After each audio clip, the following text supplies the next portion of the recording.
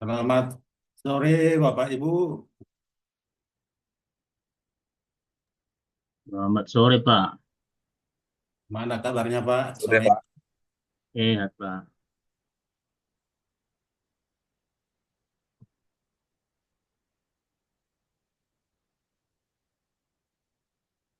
baru masih banyak ya Pak, belum gabung ya? Baru 7 orang nih, Pak. Iya, 7 orang sama saya kan. Iya, hanya 6 orang peserta.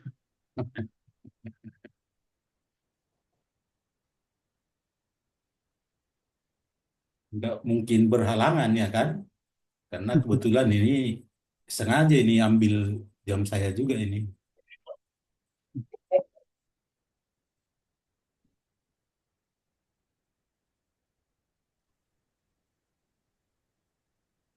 Nanti mungkin habis ini kita share apanya daftar hadirnya Pak. Ya Pak ya. Ya, Pak. Habis acara ini.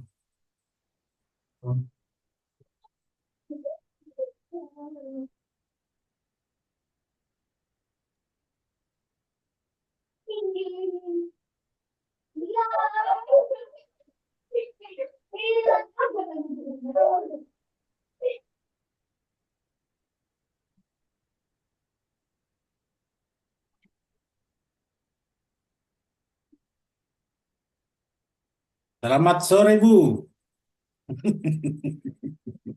Selamat sore, Pak. Sehat Bu ya.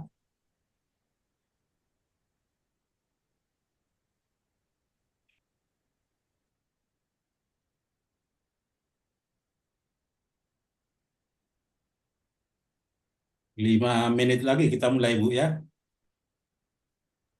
Siap-siap, Pak.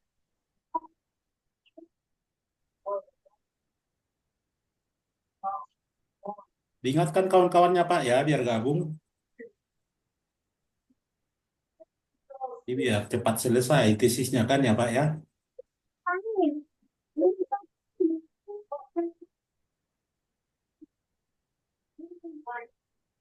Mana kabar Pak Haris, Pak Ataliwa? Ya, Pak. Mana kabarnya Pak? Sehat? Sehat, Pak. Sehat. Tadi masuk apa jam sebelumnya? Ya, Pak.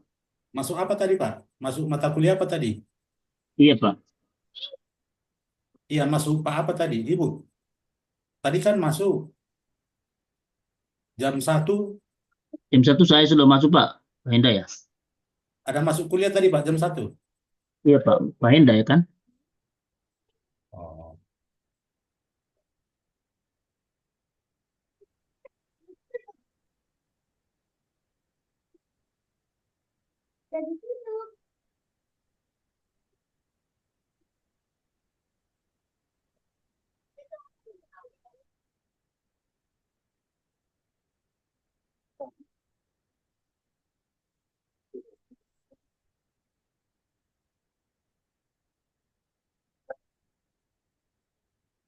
Selamat siang Pak Roni.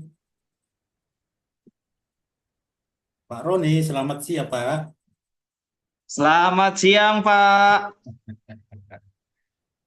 Ini Bapak nampaknya lagi nyantai nih Pak ya. Siap, siap, Pak, siap.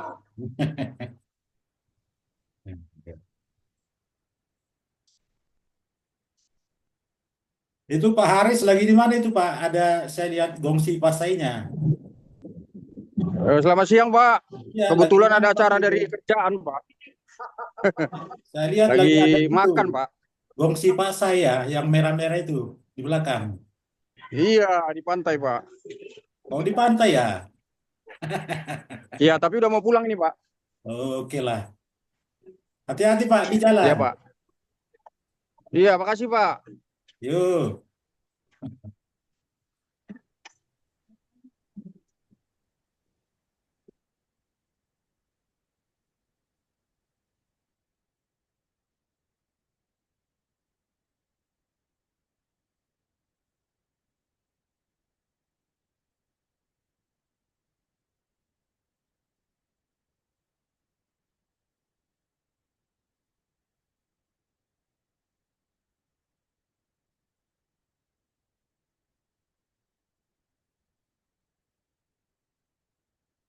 Masih apa? Masih banyak belum gabung.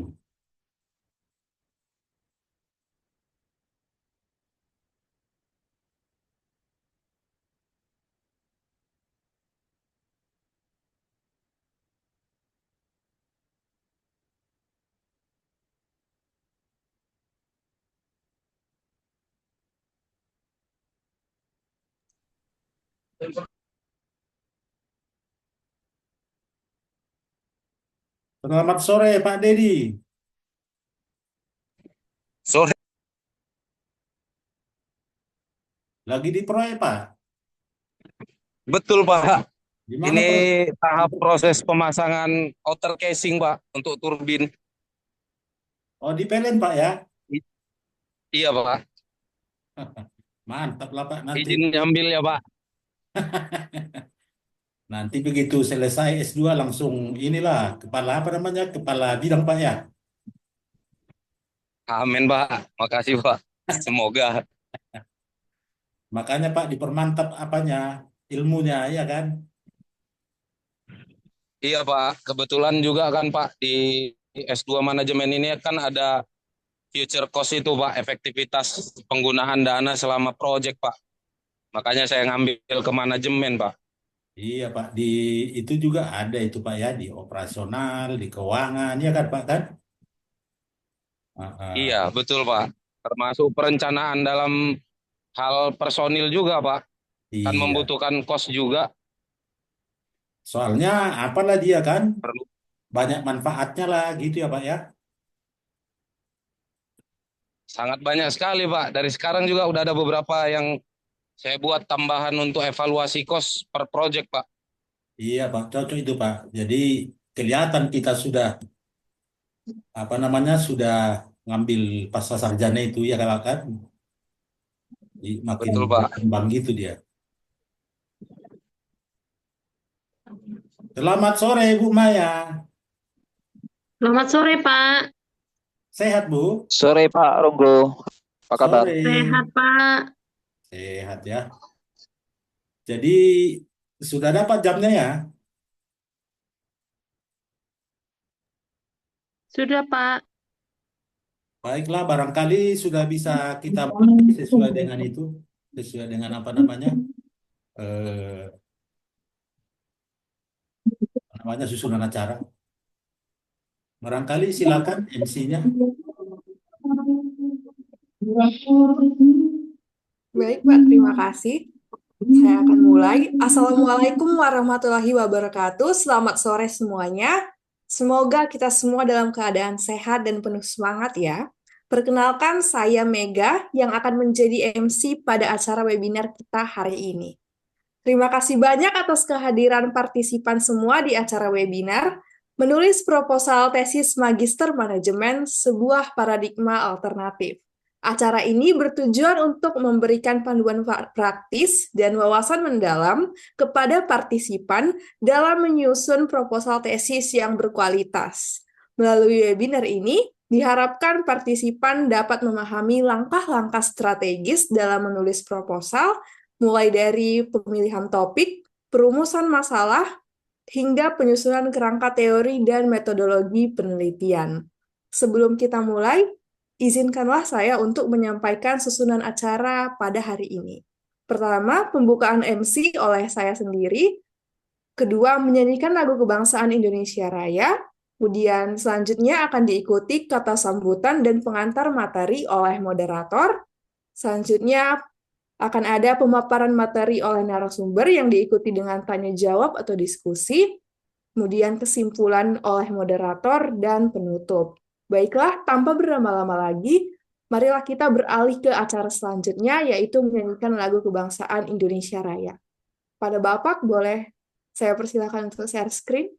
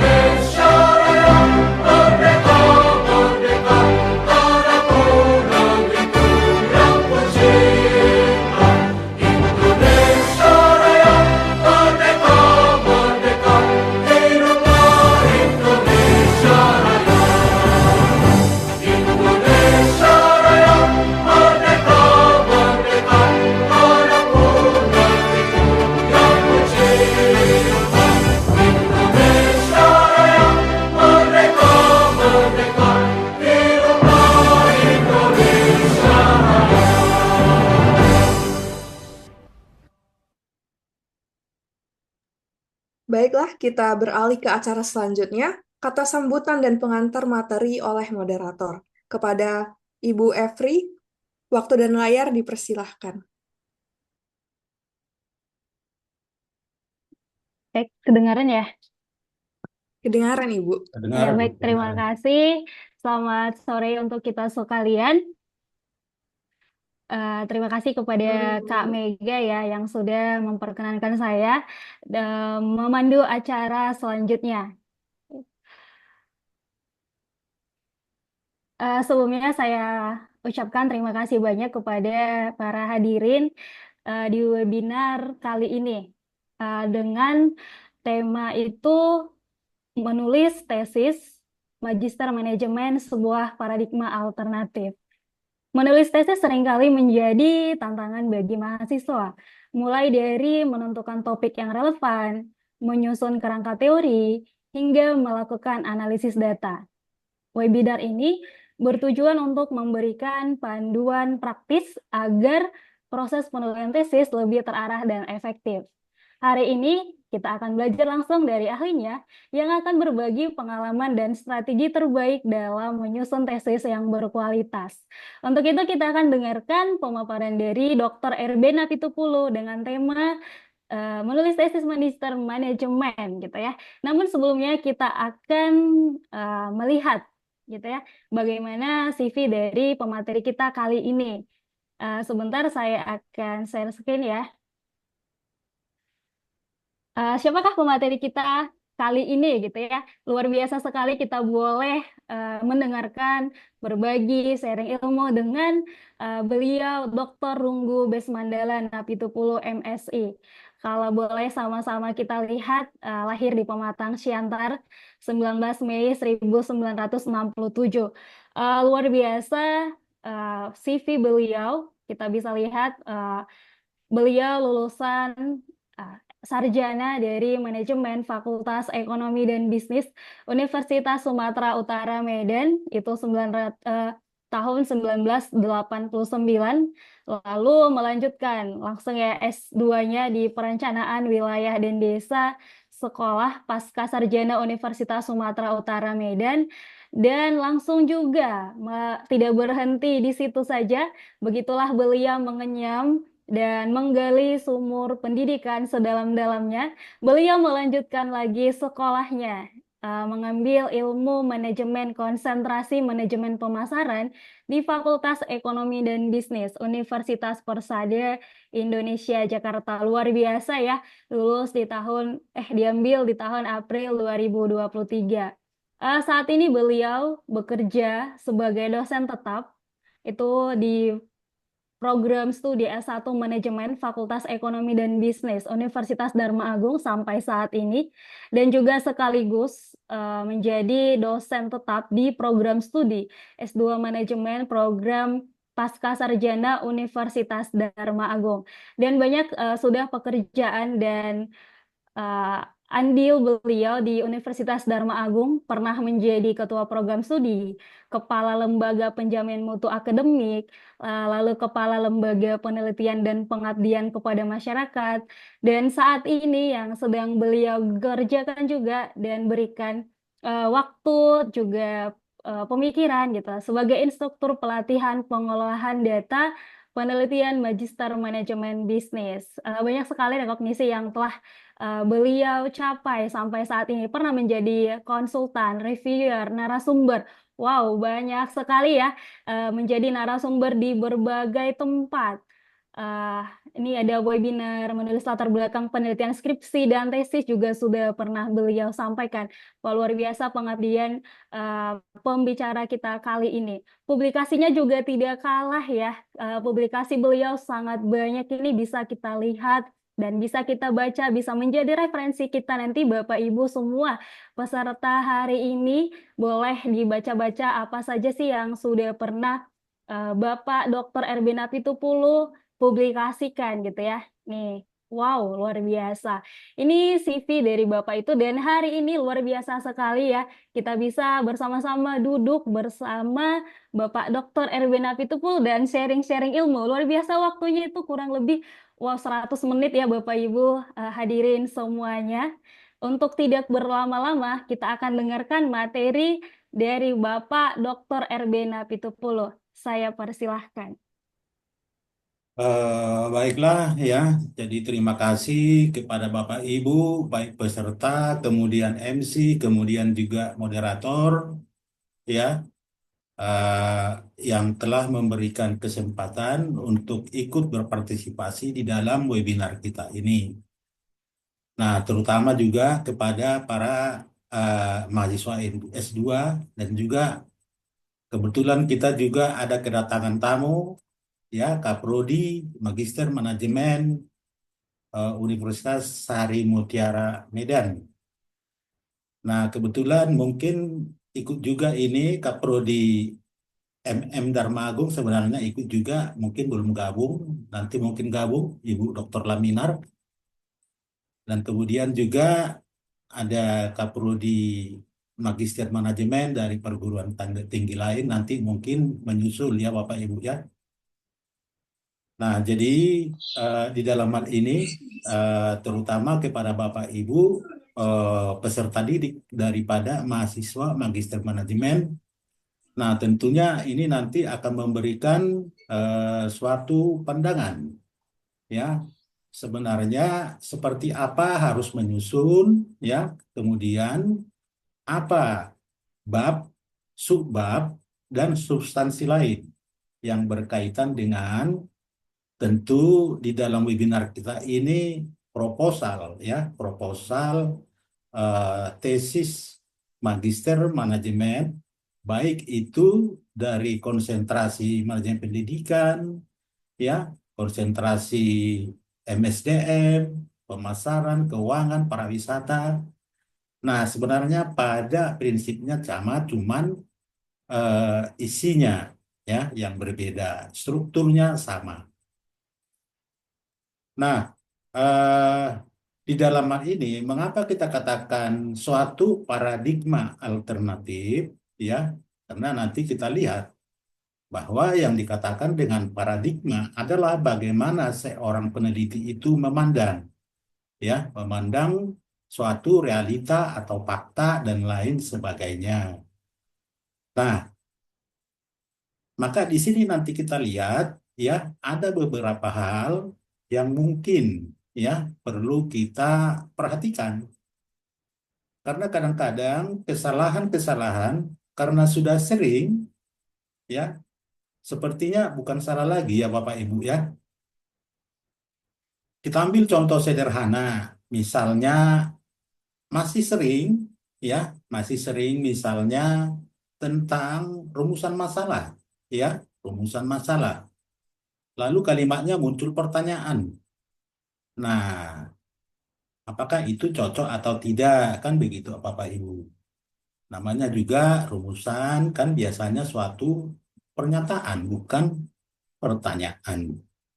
Nah, itu contoh-contoh kecil daripada di sini kita berbicara tentang pandangan-pandangan kita tentunya atau paradigma kita ya terhadap apa yang ada di dalam suatu baik itu proposal atau bahkan nanti akan melangkah lebih lanjut ke dalam pengumpulan dan pengolahan data, kemudian juga kajian analisis hingga kepada suatu kesimpulan, saran, dan lain sebagainya. Baiklah Bapak Ibu, eh, mungkin saya izin share Bapak Ibu PPT-nya agar kita bisa melihat secara bersama-sama. Dan mungkin ini kita akan cepat-cepat. Kenapa begitu? Karena memang namanya sudah proposal, itu banyak substansinya. Eh, di sini nanti kalau memang ada di benak Bapak Ibu yang perlu dipertanyakan, nanti boleh dipertanyakan pada kesempatan ini Bapak Ibu. Baik Bapak Ibu, izin saya share.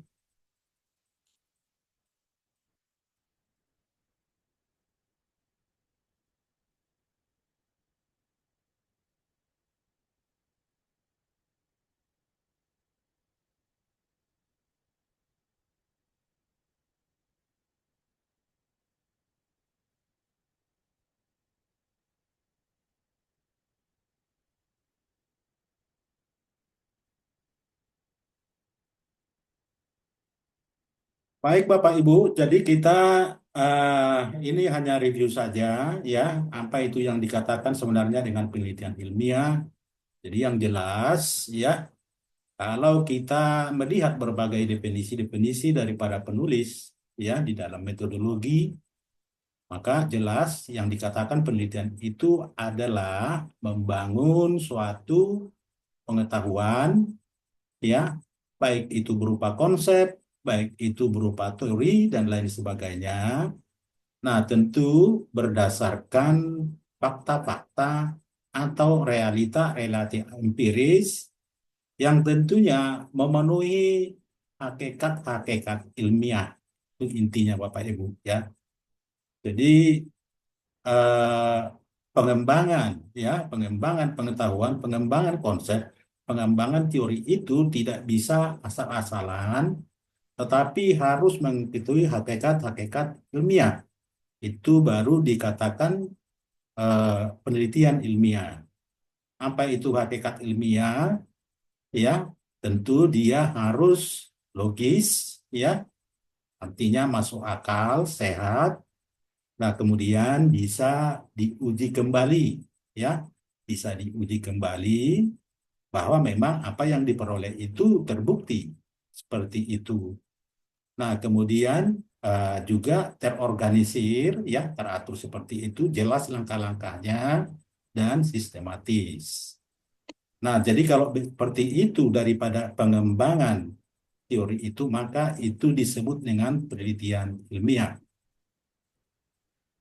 Nah, kemudian kita akan berbicara tentang paradigma, ya. Jadi kalau misalnya kita lihat ini apa yang dikatakan dengan paradigma itu adalah cara pandang, ya, cara pandang seseorang, tentunya cara pandang daripada peneliti tentang apa saja tentang dunia. Maka tentunya cara pandangnya itu juga akan nanti eh, dipraktekkan atau diterapkan di dalam penelitian-penelitian yang dilakukan, ya. Maka di dalam hal ini, ya, ada yang disebut dengan ontologi, ada yang disebut dengan eh, epistemologi, kemudian ada yang disebut dengan metodologi, ada yang disebut dengan metode. Nah, yang pertama tentu jangan salah, ya. Sering juga kita membuat misalnya di subbab, ya, di subbab itu metode. Tapi kemudian urutannya banyak lagi metode-metode. Kan begitu Bapak Ibu ya. Nah, kan seharusnya itu kan metodologi. Metodologi baru nanti di sana akan banyak teknik-teknik atau cara-cara baik itu pengumpulan data atau juga analisis. Jadi metodologi yang sebenarnya. Nah, kemudian kita berbicara tentang tadi ya ontologi tadi, maka di sana kita akan menemukan suatu cara pandang yang berbeda, di mana di sana ada yang disebut dengan orang-orang positivis. Artinya apa? Ya, orang-orang ini memandang bahwa segala sesuatu itu adalah objektif, ya, tidak terpengaruh oleh peneliti dan bisa semuanya diukur dengan akurat, pasti. Nah, artinya kalau suatu ilmu pengetahuan itu diperoleh, maka itu tidak akan ada biasnya. Itu positivis. Atau biasa juga kita katakan itu dengan kuantitatif. Nah, kemudian ada pandangan atau paradigma yang kedua yang disebut dengan konstruktivis, ya. Konstruktivis artinya di sini ya bahwa tidak ada yang pasti. Artinya bagaimanapun suatu penelitian itu pasti dipengaruhi oleh karakteristik si peneliti. Artinya bersifat subjektif. Ya. Jadi di dalam hal ini ya tidak ada yang pasti.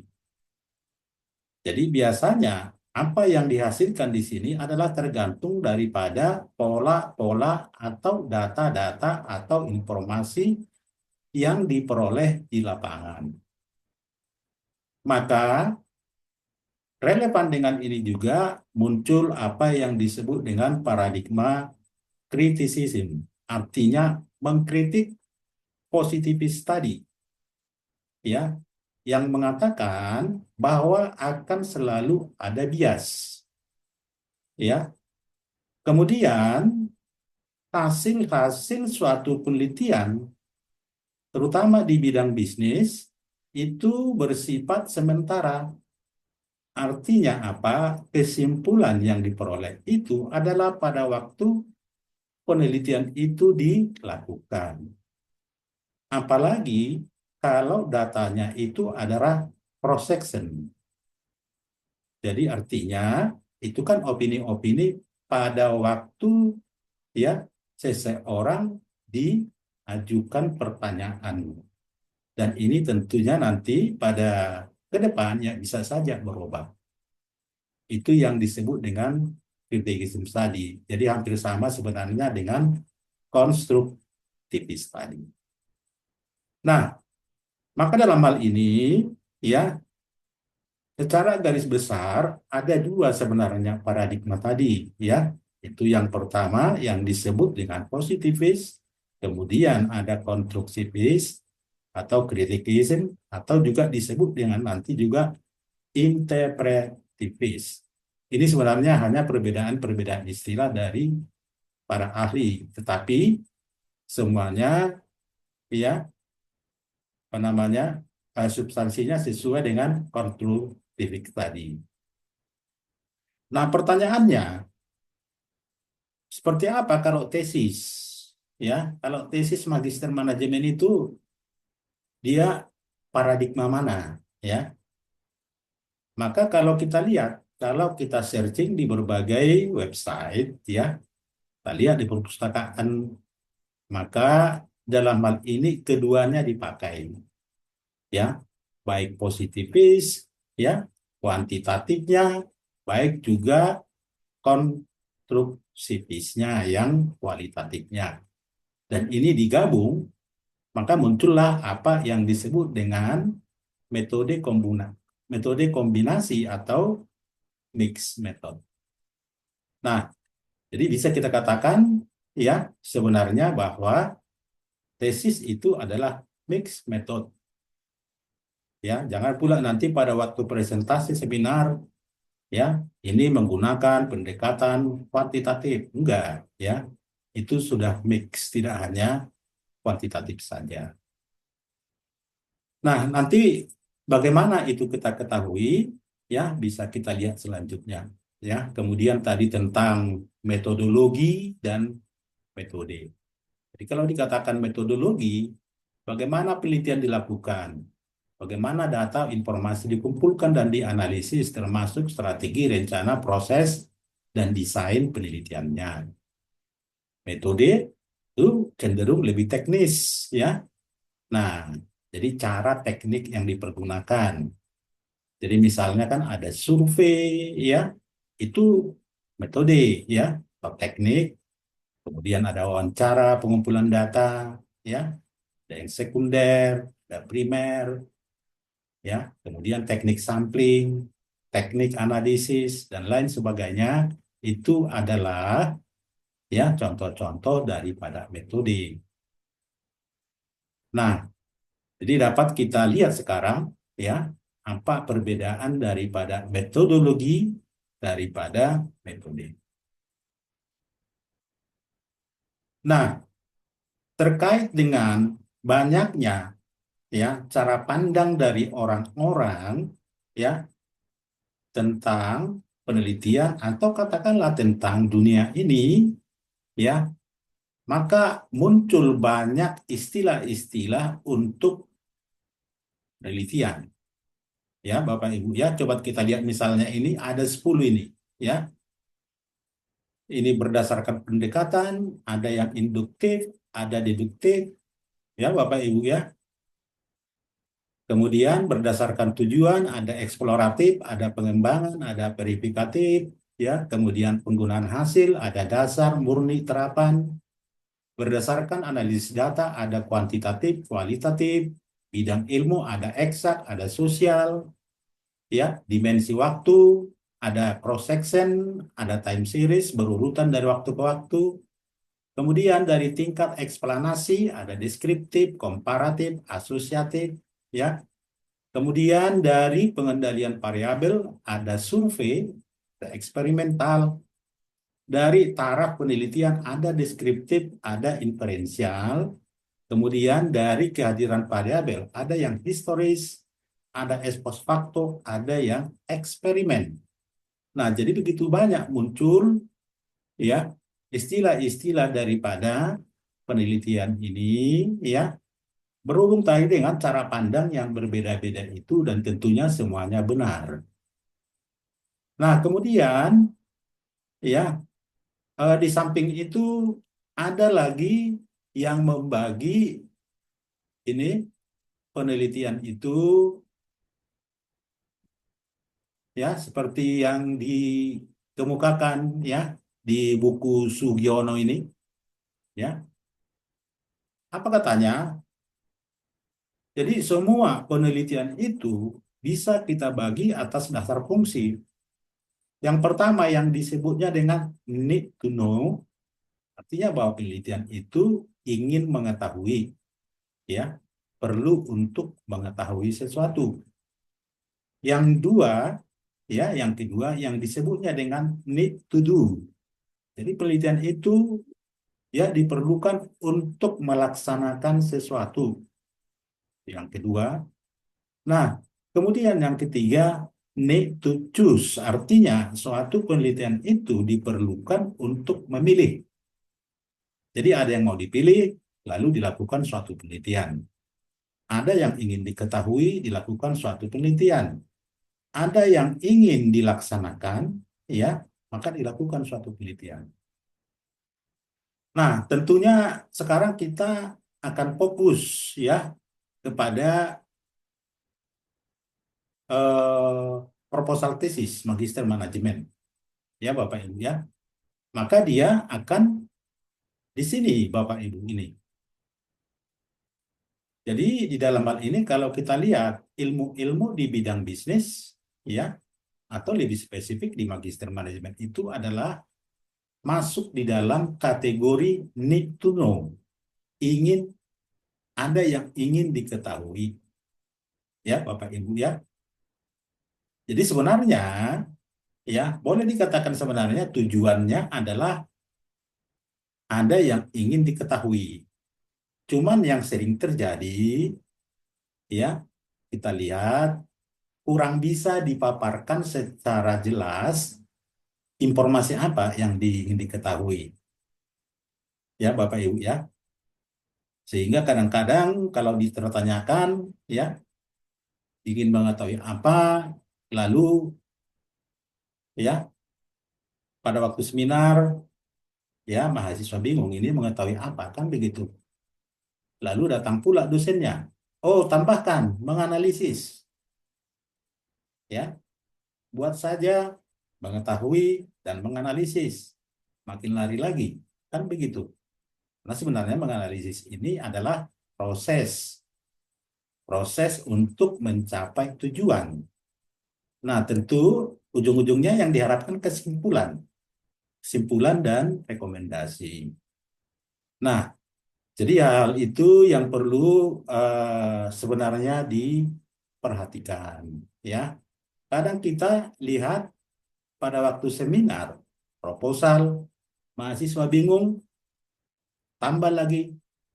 Kadang-kadang, nggak semua, ya. Kadang-kadang masukan dari dosen juga yang nggak karu-karuan. Ya, Bapak Ibu ya. Nah, coba kita lihat.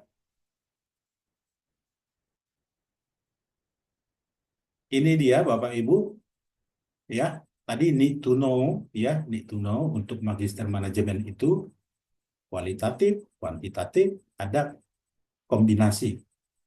Nah, ini ada etnografi, grounded, ya, case study, ya, naratif, survei, eksperimen.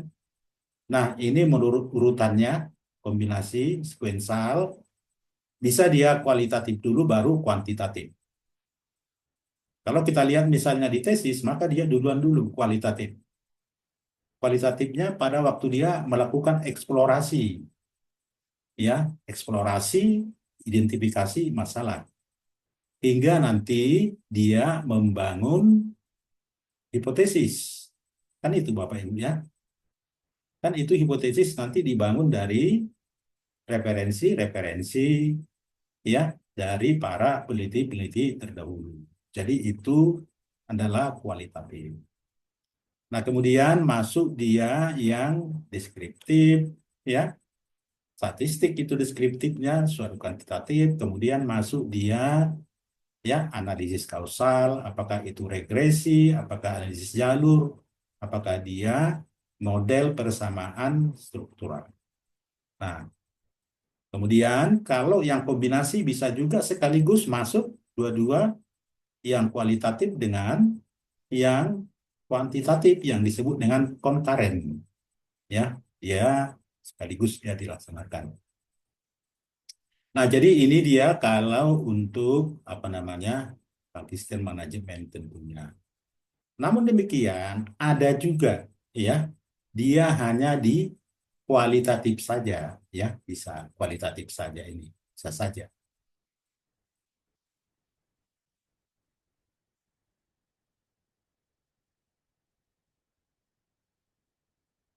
Nah, sekarang kita lihat langsung Bapak Ibu tentang struktur proposal tesis magister manajemen. Nah, jadi sebelum proposal rencana penelitian bisnis dirancang, ya tergantung nanti konsentrasinya apa, ya. Kemudian mumpung kita ingat, nanti Bapak Ibu ya perhatikan konsentrasinya apa. Jangan dia nanti konsentrasi apa namanya MSDM, judulnya pemasaran lah, pariwisata. Ya Bapak Ibu ya nanti akibatnya nanti di apa namanya di transkripsinya jadi agak aneh kan begitu. Nah, jadi di sini apakah akan menggunakan kuantitatif, kualitatif atau campuran?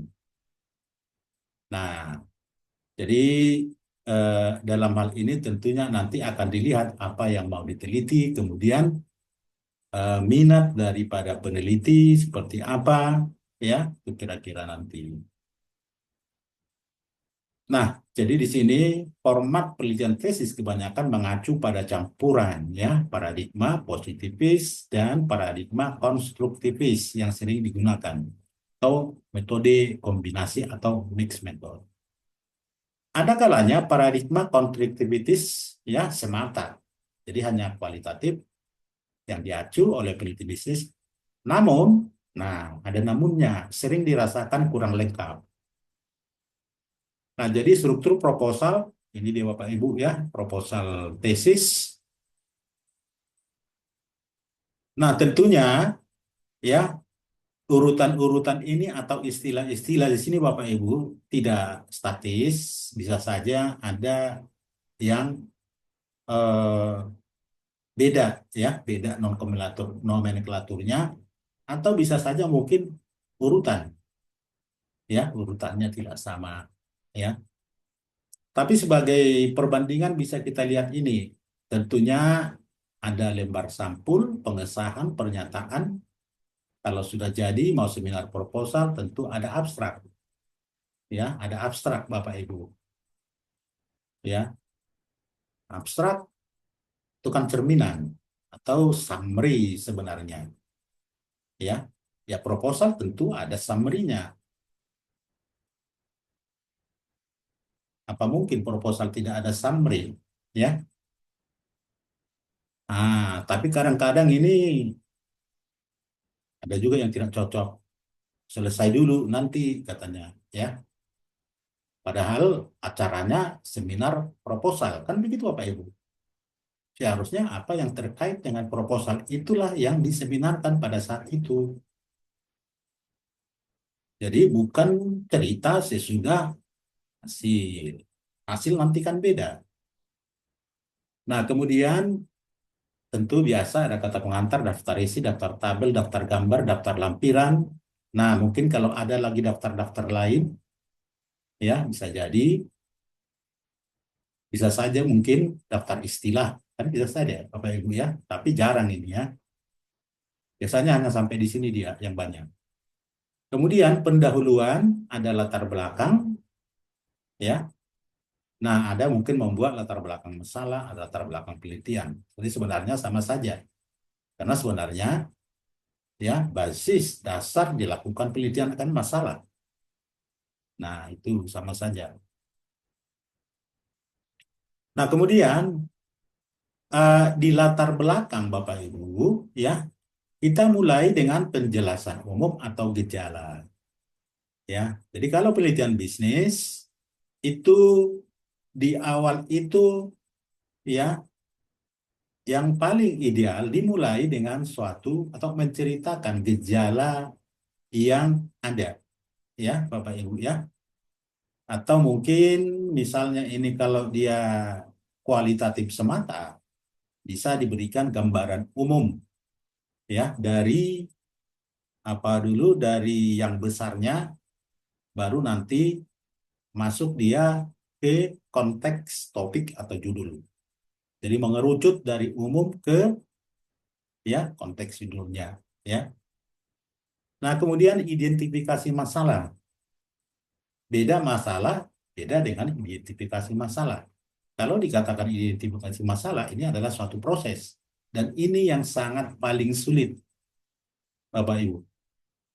Ini yang paling sulit di dalam penulisan ya tesis, juga sama di disertasi.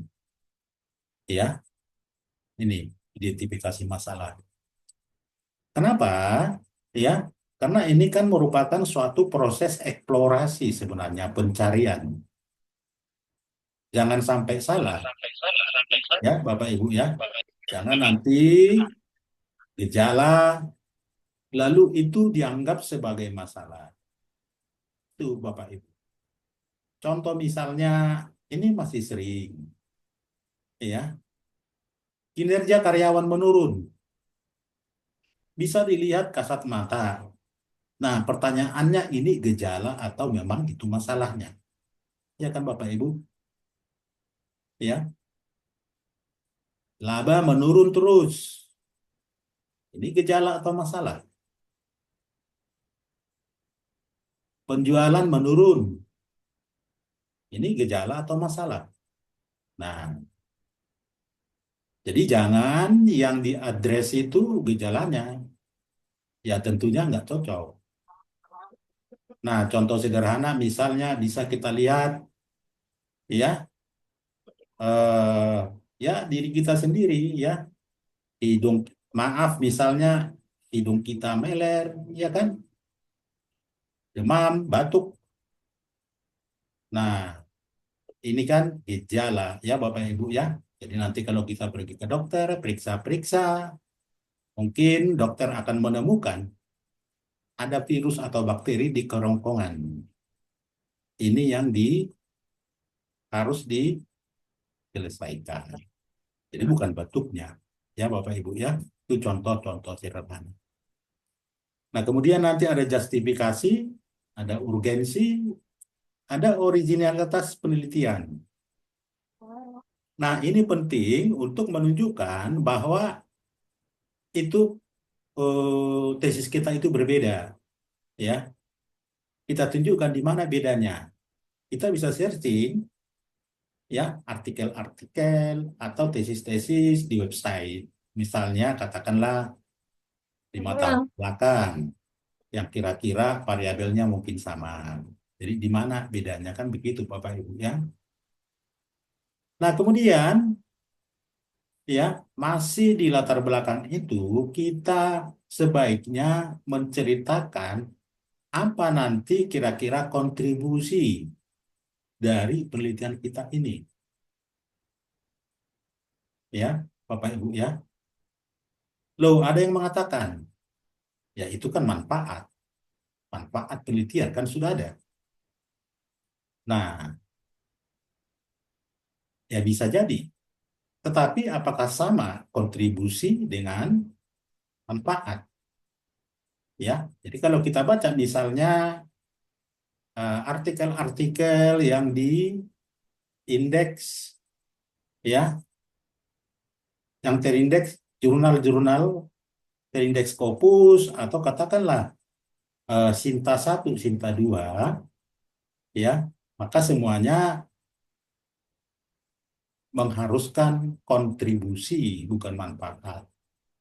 Karena memang ya kontribusi itu lebih luas dari manfaat. Di kontribusi tentu di dalam hal ini ada sumbangannya terhadap teoritis atau ada sumbangannya terhadap praktek-praktek ya di bidang-bidang tertentu. Dan tentunya pastinya sudah bermanfaat. Tetapi kalau bermanfaat ya belum tentu ada sesuatu tambahan di sana kan begitu. Ya, bermanfaat karena memang ya diperlukan untuk sesuatu. Belum tentu ada kontribusi barunya. Ya, Bapak Ibu ya. Nah, kemudian ada rumusan masalah. Ini Bapak Ibu, rumusan masalah. Ya. Kita misalnya katakanlah rumusan Pancasila 5 sila. Apakah mungkin itu kalimat bertanya? Misalnya satu, ketuhanan yang Maha Esa. Lalu kalau misalnya coba bertanya, apakah ketuhanan yang Maha Esa? Kan kurang cocok ya Bapak Ibu ya. Jadi begitu juga dalam hal ini. Jadi subbab tersendiri ada pertanyaan penelitian ya. Ini untuk menghubungkan nanti ke tujuan dan juga ya referensi-referensi teknik analisis yang relevan. Ya Bapak Ibu ya, rumusan masalah. Nah, dari rumusan masalah nanti akan ditarik pertanyaan penelitian. Ya, jadi berbeda Bapak Ibu, rumusan masalah berbeda, pertanyaan penelitian. Ya. Jadi sering kita lihat ya, rumusan masalah itu sebenarnya pertanyaan penelitian. Nah, ini dia. Nah, baru kemudian ada tujuan penelitian. Nah, ini semua masih pendahuluan Bapak Ibu. Nah, jadi dalam hal ini ya, sebenarnya yang paling sulit itu adalah di bab 1. Bapak Ibu, di bab 1, bukan di bab pembahasan di sininya yang paling sulit. Nah, kemudian ada tinjauan teori, ada mengatakan kajian teori yang itu juga ya. Ada sintesis konseptual, kemudian ada kerangka konsep dan hipotesis ya, Bapak Ibu. Nah, kemudian ini penelitian terdahulu. Nah, jadi jangan salah, penelitian terdahulu adalah untuk nanti di-compare, dibandingkan dengan hasil yang sudah diperoleh melalui penelitian yang kita laksanakan. Ya, tentu nanti akan di-compare, dibandingkan metodenya, ya, dibandingkan mungkin subjeknya, dibandingkan dengan alat analisisnya, sampel dan lain sebagainya. Itu sebenarnya makanya nongol ini penelitian terdahulu. Jadi artinya apa? Jangan pula penelitian terdahulu dibuat di awal, kan nggak cocok, ya beda. Jadi ini penelitian terdahulu disiapkan ya untuk dibandingkan nanti ya di-compare dengan hasil penelitian kita ya atau hasil penelitian daripada suatu tesis. Nah, kemudian masuk ke metodologi. penelitian. Metodologi ya Bapak Ibu. Jadi bukan metode. Metode ini apa ini semua, ya. Bagian-bagiannya ini metode. Tentu induknya bagaimana dilaksanakan penelitian itu adalah metodologi penelitian, ya. Jadi jangan salah nanti di apanya, di tesisnya misalnya. Ada desain, ada unit analisis, ada lokasi dan waktu penelitian, ya. Kemudian ada data dan metode pengumpulan data, ada yang membuatnya hanya metode pengumpulan data, ya. Ada populasi, sampel dan teknik pengambilan sampel, ya. Kemudian ada operasionalisasi variabel laten dan pengukuran. Kemudian yang terakhir kita menceritakan tentang teknik analisis yang akan kita gunakan. Nah, kemudian terakhir ya referensi, ya referensinya, kemudian mungkin perlu lampiran-lampiran. Nah, kemudian ya ini tadi Bapak Ibu adalah yang mix method Bapak Ibu ya, mix method. Nah, kemudian kalau hanya dia ya paradigmanya hanya konstruktivitis ya atau kualitatif ya seperti ini misalnya ya. Bisa tentu sampul, daftar isi, latar belakang ya, rumusan masalah, tujuan penelitian ya, ini garis besarnya saja Bapak Ibu. Tinjauan penelitian sejenis, tinjauan pustaka. Jadi tinjauan pustaka dia di bab 1. Nah, kemudian bab 2 itu tentang objek. Ya, berbicara tentang objek atau sasaran dari penelitian. Ya, ada gambaran tentang penelitian. Ya, termasuk juga semuanya. Ya, apakah waktunya, orangnya, ya, daerahnya, wilayah, dan lain sebagainya. Nah, tentu di sini, ya, dia tergantung. Karena ini sangat dinamis. Ya, sangat dinamis. Nanti kita nggak bisa nggak bisa buat secara fix ya karena sangat dinamis sesuai dengan data lapangan. Kemudian metodologi pendekatan jenis penelitian, lokasi ya, subjek informan penelitian ya, teknik pemilihan informan ini sangat penting, teknik pengumpulan data. Nah, kemudian di di kualitatif itu ada uji keabsahan data ya. Data ini yang biasanya agak berat ini ya, bisa berulang-ulang. Kemudian teknik analisis data. Nah, di sini di dalam kualitatif ini ya, karena dia ingin mengkonstruksi suatu teori daripada fakta-fakta lapangan, ya, maka nanti ya pola-pola keteraturan yang ada di lapangan itu akan menjadi teori yang baru. Maka di dalam ini ya teori-teori awal itu hanya sebagai pemandu-pemandu awal. Ya Bapak Ibu ya nggak bisa berkaitan ke situ, nggak bisa berpegang ke sana seterusnya. Nah, kemudian ya tentang kerangka berpikir atau kerangka konsep ini pun menjadi tidak ada gunanya sering di dalam penelitian kualitatif. Karena tetap nanti informasi bisa berkembang sedemikian rupa. Ya. Apalagi kalau dia memakai pengumpulan ya data dengan bola salju itu, ya bisa terus dia berkembang. Nah, tapi ada juga ya harus ada kerangka. Ya.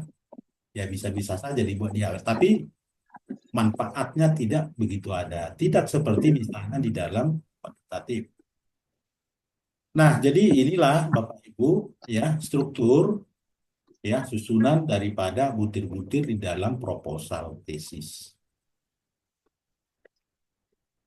Nah, kemudian kita akan melihat dulu judul. Nah, ini Bapak Ibu ya, judul. Jadi judul tesis umumnya berisi pernyataan yang spesifik, akan mencerminkan isi penelitian yang akan dilakukan, ya, atau mencerminkan konsep dan hubungan antar konsep dari gejala maupun fenomena yang diteliti. Ini. Jadi bisa dia akan menggambarkan suatu fenomena, kejadian-kejadian atau peristiwa-peristiwa atau fakta-fakta. Bisa juga ya menggambarkan hubungan ya, hubungan antara konsep atau hal yang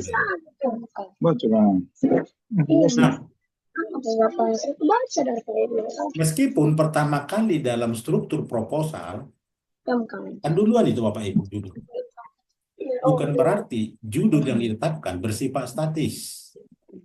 Pada waktu pengumpulan data pendahuluan atau teori pendukung dalam identifikasi masalah, tidak tertutup kemungkinan judul tesis yang sudah ada mengalami penyesuaian agar lebih relevan, substansial, menarik, dan berkualitas.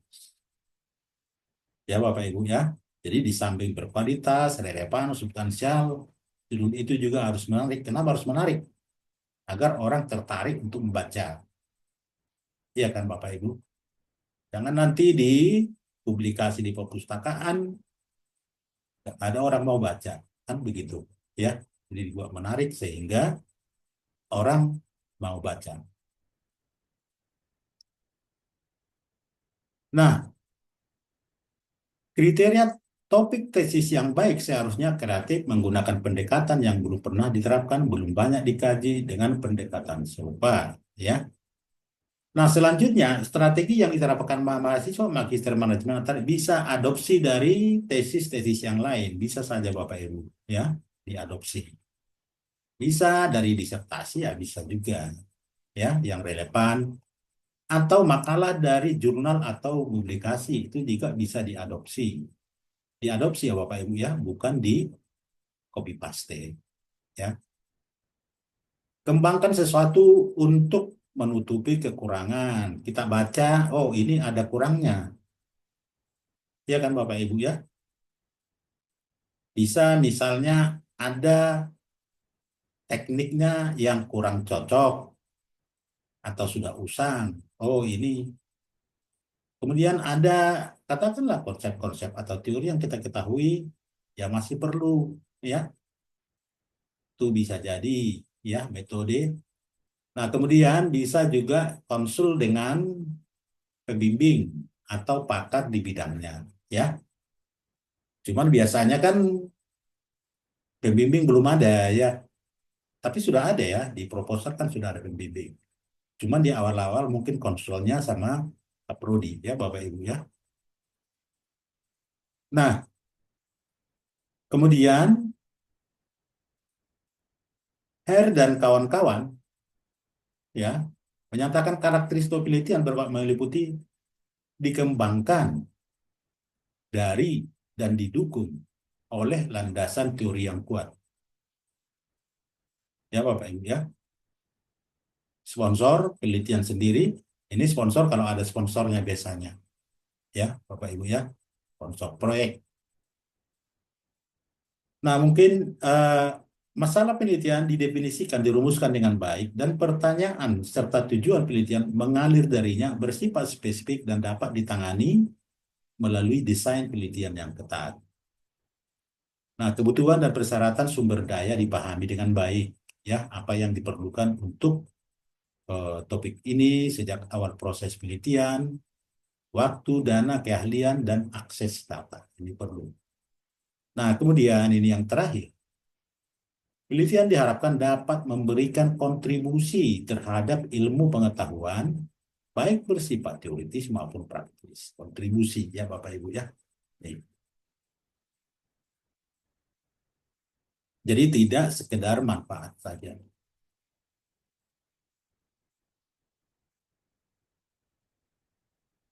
Nah, kemudian kita masuk pendahuluan. Mengapa harus ada pendahuluan? Ya. Nah, ini terutama apa yang mendorong dilakukan penelitian, ya. Konteks masalah apa yang ingin dipecahkan, ya Bapak Ibu ya. Kemudian kira-kira apa nanti akan diberikan, dikontribusikan. Itu sebenarnya apa namanya substansi utama dari suatu pendahuluan secara keseluruhan. Lalu seperti tadi, ya di pendahuluan itu, ya Bapak Ibu ada latar belakang tadi, ya Bapak Ibu ada di latar belakang itu ada identifikasi masalah, ada justifikasi, urgensi, ada originalitas atau state of the art, kemudian maaf Bapak Ibu, batuk. Kemudian ada kontribusi atau yang biasa disebut dengan novelty. Nah, coba kita lihat latar belakang itu apa, ya. Kalau kita lihat, kita kutip dari para penulis ini, ya, latar belakang masalah yang diteliti, ya, mengapa dilakukan dan apa yang ingin dicapai atau diketahui dari pelaksanaan penelitian. Menjelaskan secara lengkap topik penelitian dan alasan melakukan penelitian. Nah, informasi yang tersusun secara sistematis berkenaan dengan fenomena dan menarik untuk diteliti. Nah, jadi inilah apa namanya secara menyeluruh, ya, menyeluruh apa itu yang dikatakan latar belakang tadi, ya. Jadi ini yang membuat sehingga muncul, ya, bahwa butir-butir di dalam latar belakang itu apa saja, ya.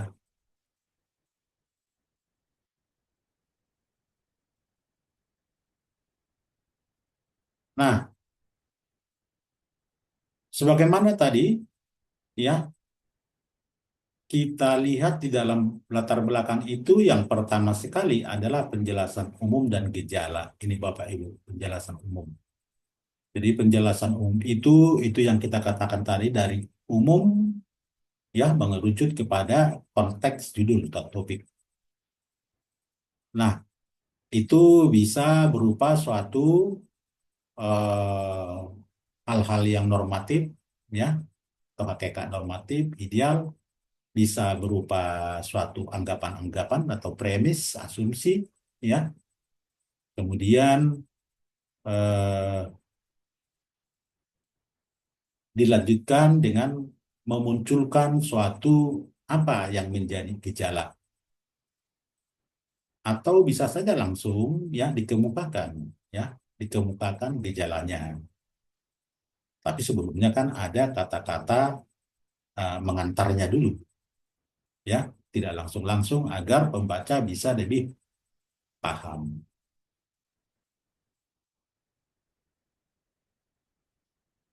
Gejala simptom umumnya terdapat di dalam penelitian bisnis dengan paradigma positivis, seperti adanya perubahan fakta atau fenomena yang dapat diamati secara langsung. Jadi ada fakta-fakta, fenomena-fenomena yang bisa kita lihat langsung. Contoh tadi Bapak Ibu, batuk bisa kita dengar, kan Bapak Ibu ya. Hidung meler bisa kita dengar, bisa kita lihat langsung. Gejala. Nah, karyawan banyak keluar masuk bisa kita lihat, ya. Laba suatu perusahaan menurun atau bergelombang, fluktuasi bisa dilihat. Nah, kemudian penjualan turun bisa dilihat langsung. Nah, jadi itu semua adalah apa yang disebut dengan simptom atau gejala. Jadi bukan itu masalahnya. Kenapa itu perlu? Karena kalau kita misalnya nanti di dalam membuat model atau kerangka konsep, Bapak Ibu, ini nanti variabel terikat atau yang di akhir itu, atau variabel endogen itu kan di situ dia letak masalah Bapak Ibu. Jadi misalnya katakanlah kita buat ya pengaruh kompetensi atau katakanlah pengaruh kepemimpinan kepala-kepala sekolah terhadap kepuasan guru-guru. Maka masalahnya Bapak Ibu di kepuasan guru-guru. Nah, jadi masalahnya di sana, di variabel dependen atau variabel terikat. Nah, maka yang sering terjadi, ini sudah jadi. Ya kan Bapak Ibu ya, ini sudah jadi. Loh, mana dia gejalanya? Kan itu Bapak Ibu ya, mana gejalanya? Maka yang sering terjadi, dicarilah gejalanya ini, kepuasan kerja ini, ya, masalah kepuasan kerja. Atau dengan kata lain, dicari apa tanda-tandanya kalau kepuasan kerja itu menurun. Tanda-tandanya apa? Nah, bisa jadi ketidakhadiran tinggi. Kemudian bisa jadi yang lain-lain. Nah, tentunya itu nanti perlu dibuktikan, kan begitu Bapak Ibu ya. Itu yang sering terjadi. Padahal sebenarnya harus dimulai dari gejala, karena gejala lah sebenarnya yang kelihatan di permukaan. Cuman karena melihat apa namanya jurnal, perpustakaan, oh ini variabel saya cocok, langsung dihajarkan begitu Bapak Ibu ya. Gak apa-apa, tapi nanti dicari apa tanda-tandanya, apa gejalanya. Ya Bapak Ibu ya. Nah, jadi sangat penting bahwa gejala masalah ya tidak didefinisikan sebagai masalah sebenarnya. Ya, gejala adalah sinyal bahwa perubahan mungkin diperlukan untuk menghindari masalah lanjut untuk memanfaatkan peluang. Ya, Bapak Ibu ya. Nih, jadi apa sekarang apa namanya gejala itu kita sudah paham apa masalahnya. Nah, kemudian kita masuk ke identifikasi masalah. Nah, ini yang paling sulit di latar belakang identifikasi. Nah, masalah berarti ada celah atau kesenjangan. Ya, jadi masalah itu kesenjangan atau celah. Problem mean gaps. Gaps itu masalah. Ada juga menyebutnya dengan isu, kan begitu Bapak Ibu ya. Jadi masalah terjadi ketika ada perbedaan antara kondisi saat ini dan kondisi yang lebih baik. Dengan kata lain, ada kesenjangan antara keadaan saat ini dengan seharusnya bisa lebih baik. Nah, kemudian mengidentifikasi masalah berarti mendiagnosis. Ini Bapak Ibu ya, mendiagnosis. Kita bisa bayangkan seorang dokter mendiagnosis, menjelajahi, exploring, agar memiliki pemahaman insight yang lebih baik tentang suatu situasi. Ya, jadi kita melakukan dulu suatu eksplorasi. Kita bayangkan tadi dokter memeriksa tadi kan itu, ya. Nah, situasinya seperti apa? Baru nanti bisa kita ketemu masalahnya apa.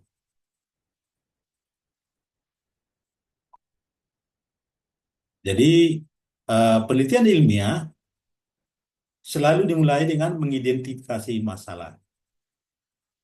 Ntar saya lihat dulu jamnya Bapak Ibu, jangan nanti jam 40 menit lagi ya, Ibu moderator. Iya, Pak, bener, Pak. Iya, kita mencepat-cepat ini. Tetapi saya ingin dulu, karena ini biasanya yang lebih sulit diidentifikasi ini, ya Bapak Ibu ya, agak banyak penekanan di sini, di identifikasi masalah. Jadi gap dapat dibedakan atas kesenjangan fenomena, ya. Nah, jadi ada dua kesenjangan Bapak Ibu. Satu yang disebut dengan fenomena gap, kesenjangan fenomena. Yang kedua ada disebut dengan riset, ya, riset gap, kesenjangan dari hasil-hasil riset yang bisa kita lihat misalnya di jurnal-jurnal atau artikel-artikel. Nah, kalau dikatakan fenomena gap adalah kondisi di mana ada fenomena berbeda antara apa yang seharusnya target terjadi pada apa yang sebenarnya terjadi di lapangan. Ya, Bapak Ibu ya. Atau mungkin ada kesangsian. Jadi misalnya ditargetkan efektivitas seperti ini ternyata tidak terrealisasi. Ya, Bapak Ibu ya. Nah, atau mungkin apa sajalah ya harapan-harapan yang tidak terrealisir, maka itu adalah yang disebut dengan kesenjangan fenomena. Nah, kemudian ada celah penelitian atau riset gap beda.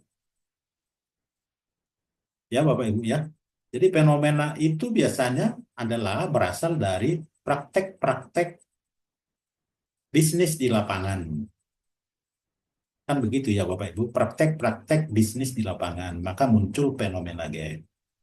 Tapi kalau celah riset itu muncul dari ya artikel-artikel. Nah, atau mungkin juga tesis-tesis. Kita melihat ada yang kurang segala macam ya Bapak Ibu ya. Jadi ada dua gap secara umum, ada fenomena gap, ada celah penelitian. Ya, ini perlu kita ketahui dalam rangka kita mengidentifikasi masalah. Nah, riset gap adalah keterbatasan dari penelitian sebelumnya sehingga memunculkan celah kosong, ya, atau hasil penelitian yang belum lengkap atau sempurna.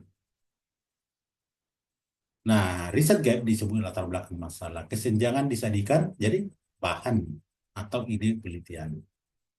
Jadi kita lihat apa yang terjadi kesenjangan-kesenjangan, apakah di metodenya, apakah di konsepnya, ya, atau mungkin ada teknik-teknik di sana yang kira-kira senjang, itu menjadi bahan untuk melakukan penelitian. Nah, di sini kita lihat ya ada yang disebut dengan celah teori gap. Berarti gapnya di teori, ya, teori yang dimunculkan atau yang digunakan. Ada juga dia di konsep, konsepnya sudah usang, atau mungkin ada konsep yang perlu ada konsep yang perlu ditambahkan, nggak ada ya Bapak Ibu ya. Ada inkonsistensi. Nah, ada yang negatif, berlawanan pengaruhnya, ada yang tidak berpengaruh, ya. Itu yang disebut dengan inkonsistensi. Nah, ada celah defisiensi hasil. Ya. Dia ini model nggak bisa defisiensi. Lalu dari mana itu kita lihat? Bisa dilihat itu dari koefisien determinan R square. Ya. Jadi R square itu harus lebih besar dari 0,50 atau 50%. Itu baru persamaan atau model itu bisa diterima. Ya Bapak Ibu ya. Kenapa? Kita mengetahui yang dikatakan dengan koefisien determinan adalah seberapa besar pengaruh atau seberapa besar pengaruh perubahan ya, variabel bebas, katakan X1, X2, terhadap variabel terikat. Jadi besaran kontribusi daripada X1, X2 ke Y itu, kalau lebih kecil dari 0,50, itu berarti Y itu dominan ditentukan oleh faktor-faktor atau variabel-variabel luar, bukan variabel bebas yang dua tadi. Ya kan Bapak Ibu ya? Loh, kalau yang dari luar yang menentukan berarti ini kok nggak berguna, kan begitu. Itu yang dikatakan dengan R square itu harus lebih besar dari 0,50.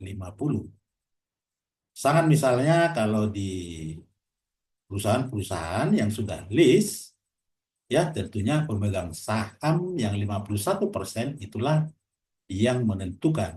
Kan begitu Bapak Ibu.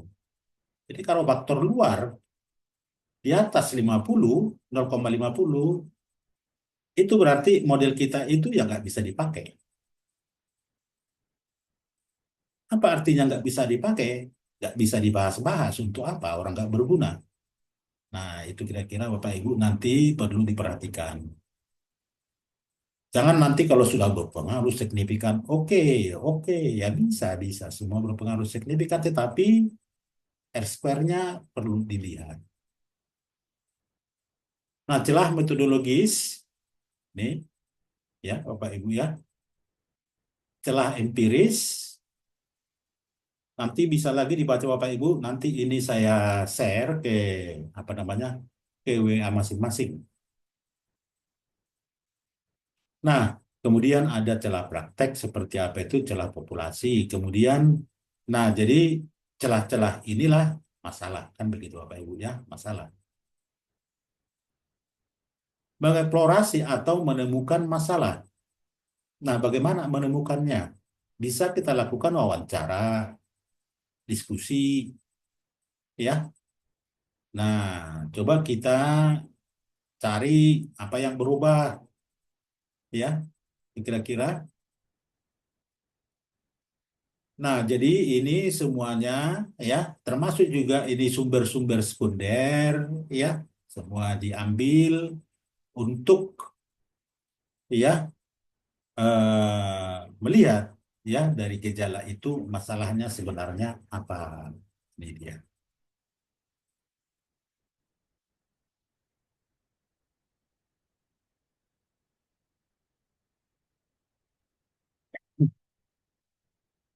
Nah, kita ambil contoh misalnya ini. Seorang manajer mungkin mencoba mengurangi perpindahan turnover karyawan. Ya, jadi orang-orang terbaik meninggalkan organisasi dengan menaikkan gaji. Namun tidak berhasil, Bapak Ibu. Ya, tidak berhasil. Kenapa tidak berhasil? Karena memang bukan masalahnya yang dia perbaiki atau salah menentukan masalah apa. Ya, di sini masalah sebenarnya mungkin ada pada hal lain, seperti rendahnya motivasi karyawan yang merasa tidak memiliki cukup kendali atas pekerjaannya. Jadi bukan gaji, ya.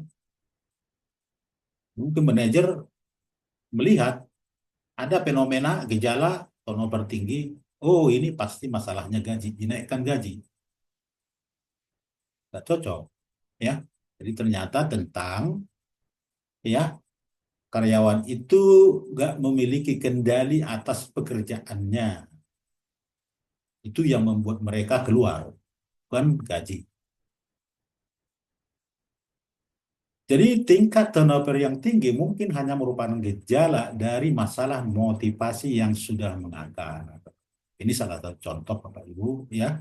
Jadi jangan salah di dalam menelusuri daripada apa masalah dari.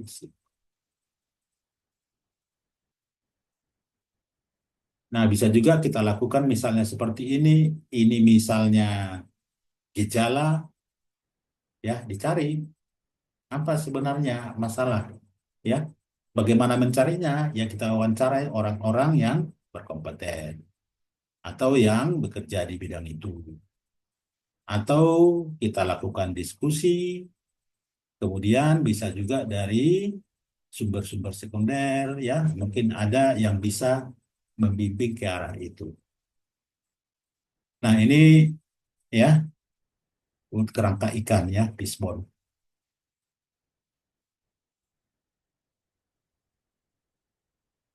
Nah, jadi seperti itu ya Bapak Ibu di dalam mengeksplorasi ya, mengeksplorasi apa sebenarnya masalah. Tadi bisa dari fenomena, fenomena ada, ya riset juga ada. Nah, kemudian ada justifikasi. Justifikasi ini kita harus perlu mengambil bukti-bukti ya, baik itu dari apa namanya observasi, eksperimen atau analisis data atau mungkin bukti-bukti kemudian ya, bahwa memang ini penting ini ya Bapak Ibu ya. Tadi kan sudah kita identifikasi, oh masalahnya ini penting nggak? Apa buktinya penting? Ya Bapak Ibu, itu yang dikatakan dengan justifikasi tadi. Urgensi, masih dalam bertahun. Urgensi yang dimaksud ini, apakah ini perlu segera ditangani masalah ini? Apa urgensinya? Atau dengan kata lain, ini kalau nggak diselesaikan segera, dampaknya apa? Ya, atau dengan kata lain, apa yang akan rusak lagi nanti kalau ini nggak diperbaiki? Itu yang dikatakan dengan urgensi. Nah, kemudian tadi pembeda, ya pembeda. Original penelitian atau dalam hal ini sering istilahnya disebut dengan state of the art, ya. Nah, apa yang membedakan? Coba kita baca, ya, dari bisa kita Google ya artikel-artikel yang relevan tadi. Nah, contoh misalnya yang sederhana, katakanlah, ya, pengaruh kepuasan, ya, ini pengaruh teknologi artificial intelligence terhadap kepuasan, katakan misalnya kepuasan pelanggan, ya Bapak Ibu ya, itu AI. Nah, kita baca cukup mungkin ya 5 tahun ke belakang atau 2 tahun ke belakang, ya Bapak Ibu ya. Nah, ternyata area-area yang dibahas tentang itu, ya kita lihat hanya di perbankan atau itu apa namanya e-commerce, Tokopedia misalnya, lapak hanya di situ, ya Bapak Ibu ya. Nah, lalu kita punya apa? Oh, ini mau kita di pariwisata. Lalu kita ceritakan bahwa memang sudah banyak penelitian terdahulu ya terkait dengan ya pengaruh AI terhadap kepuasan pelanggan. Tetapi ini beda ya, ini di wilayah pariwisata ya. Jadi bukan perbankan atau commerce. Nah, kan dia kan sudah menunjukkan pembedanya dari penelitian-penelitian sebelumnya. Yang pasti, ini tidak akan plagiat, tidak akan redundansi. Nah, itu yang dikatakan Bapak Ibu dengan original penelitian. Bahwa kita punya itu ori, bukan KW. Ya Bapak Ibu ya. Atau mungkin ada teknik, ya teknik yang berbeda. Ya, bisa juga masalah itu mungkin kita perdalam. Nah, mungkin juga teori yang digunakan berbeda. Ya, yang penting kita punya argumentasi logis. Itu yang pembeda dengan ya penelitian sebelumnya yang disebut dengan original penelitian. Nah, kemudian kontribusi penelitian novelty. Jadi, Bapak Ibu, di latar belakang itu sudah kita sebut kira-kira apa nanti sumbangannya ini, ya. Nah, bisa misalnya kita katakan bahwa ya nanti penelitian ini akan memberikan sumbangan terhadap ya katakanlah misalnya teori di bidang ini, ya. Atau mungkin kita katakan bahwa hasil daripada ini nanti akan berkontribusi ya di dalam perbaikan praktek-praktek, ya, bisa praktek apa saja di bidang apa saja kita ceritakan. Itu yang disebut dengan ya eh, novelty atau kontribusi penelitian, ya Bapak Ibu ya. Jadi ini bicara kontribusi, kalau kita berbicara secara luas ada 3 jenis. Ada invensi, kebaruan tipe 1, ya Bapak Ibu ya. Kebaruan tipe 2, ini yang banyak. Hanya perbaikan-perbaikan. Ya. Ini reputation, ini membantah. Nah, ini harus kuat, ini kan harus baru kuat. Tapi yang banyak, ya, ini improvement, perbaikan. Nah, jadi bisa juga bahwa gap yang kita temukan itu lalu kita atasi, ya kan?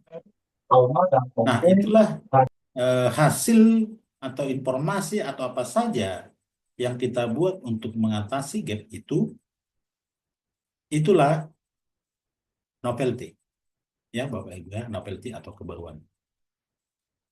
Nah, sekarang kita baru masuk ke rumusan masalah. Jadi rumusan masalah merupakan inti dari penelitian, heart of the research, heartnya, ya Bapak Ibu, jantungnya Bapak Ibu. Nah, kalau misalnya model-model regresi atau jalur atau SEM itu, maka jantungnya itu di variabel terikat. Di situ dia masalah. Variabel dependen. Di situ masalah. Nah, itu jantungnya. Itu yang akan di fix. Itu yang akan diadres, ya, diperbaiki.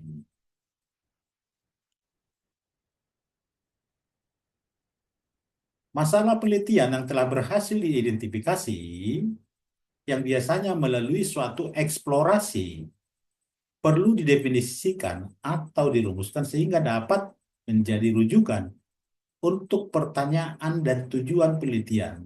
Bapak Ibu. Jadi bukan jadi rumusan itu menjadi pertanyaan. Kan nggak cocok. Itu kan harus kalimat-kalimat. Namanya juga rumusan kan pernyataan.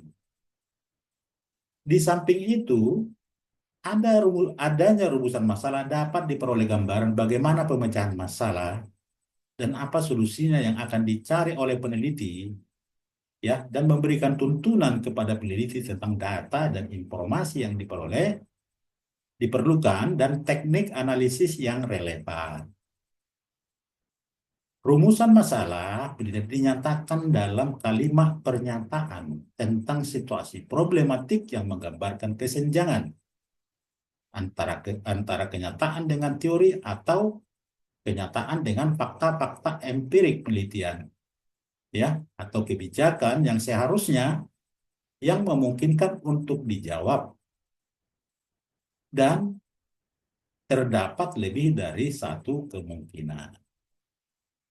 Contoh dibuat di sini misalnya rumusan masalah di kota A, ya, ditemukan 75% pasangan usia subur yang tercatat pada tahun 2020 misalnya mempunyai jumlah anak 6 orang.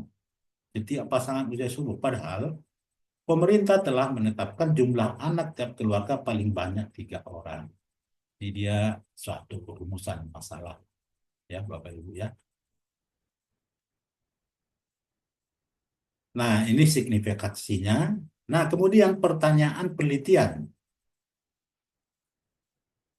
Ya, Bapak Ibu. sering rumusan masalah kita jadi pertanyaan penelitian.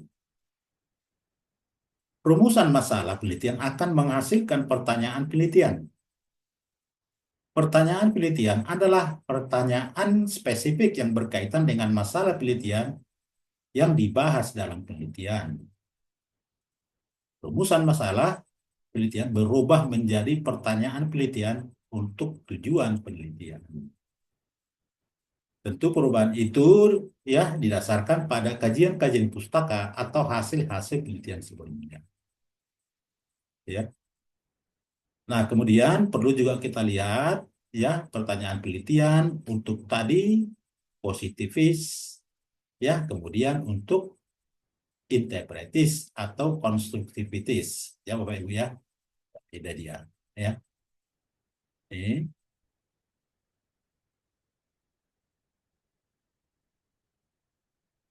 jadi mengklarifikasi. Nah, coba kita lihat Ibu langsung Bapak Ibu contoh-contohnya ya. Ini gejala. Ini rumusan masalah. Ya Bapak Ibu ya. Ini pertanyaan penelitian.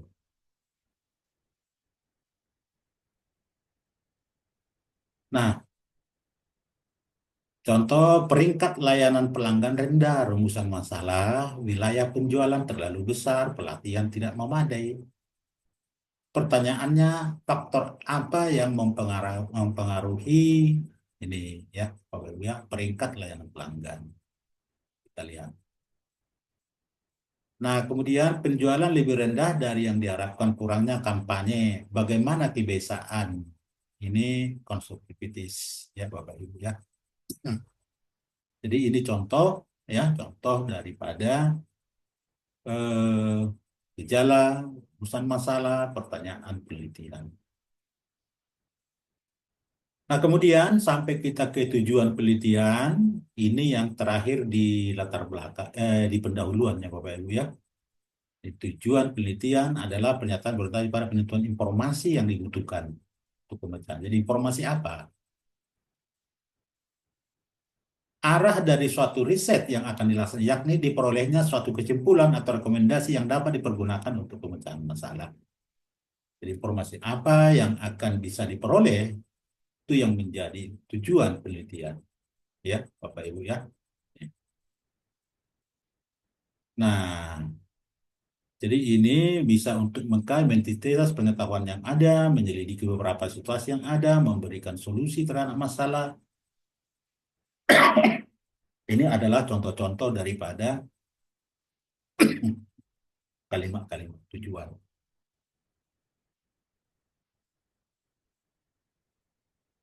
Nah, kemudian dari pertanyaan penelitian dikonversi ke tujuan, ya Bapak Ibu ya. Apa yang dilakukan untuk meningkatkan moral karyawan, tujuannya mengidentifikasi faktor-faktor yang mempengaruhi moral karyawan. Bisa ini yang menjadi tujuan. Tapi bisa juga yang lain, kalau ini pertanyaan bisa juga ya. Nah, ini nanti akan tergantung pada tentunya masalah ya Bapak Ibu ya, masalah atau rumusan masalah. Jadi itu semuanya harus punya benang merah mengalir seperti itu. Tinjauan pustaka, bentar Bapak Ibu. Ada ini 14 ya, 12 menit lagi. Ini tinjauan pustaka, batasan teori. Nah, di sini kalau bicara tentang teori, ada 3 kategori teori, Bapak Ibu, yang perlu kita pahami dengan baik, teori. Nah, pertama ini, ya, yang dikemukakan oleh 3 penulis ini, teori adalah seperangkat konsep, definisi, dan proposisi yang saling terkait, yang menyajikan pandangan sistematis, yang menspesifikasi hubungan antar variabel dengan tujuan menjelaskan dan memprediksi. Ya, jadi model-model persamaan-persamaan, ya, misalnya pengaruh ini, mediasi ini, dan lain sebagainya, ya, yang ada itu dari artikel-artikel. Itu ada